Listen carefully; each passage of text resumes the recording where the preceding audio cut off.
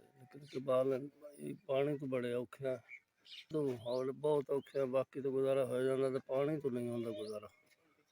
तो मेहरबानी की जाए, साडा पानी का वसायल बढ़ाया जाए, पानी तो बगैर नहीं गुजारा होगा।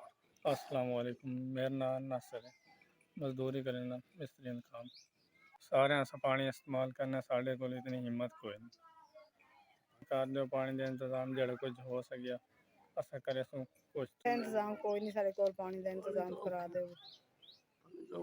पानी तो गरीब बंदे पानी मैं मोटरसाइकिलों का काम सीखना तो पानी का वसायल कोई नहीं थे, खाली काम सीखते हैं, काम तो खाली खर्चा मिलता तो पानी कोई कर दो।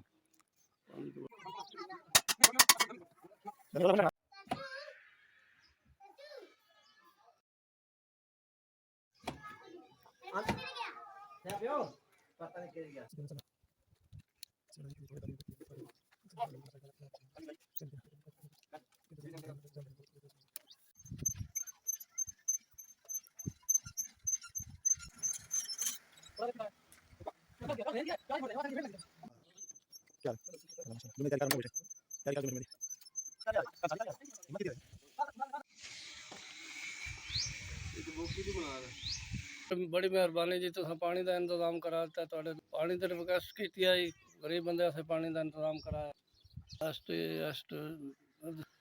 एसपी साहब तुहाडी सारी टीम का बड़ा शुक्रिया अदा करें। एस मोटर का पानी का इंतजाम करवा तो दिता है, थोड़ी मेहरबानी। सलूट मनाने तो सलूट मनाने, बड़ी मेहरबानी। तो ये SVS की तरफ से या अल्लाह इन भाइयों के लिए पानी का इंतज़ाम उन्होंने करवा के दिया, इसके पैसों का इंतज़ाम करवा के दिया है।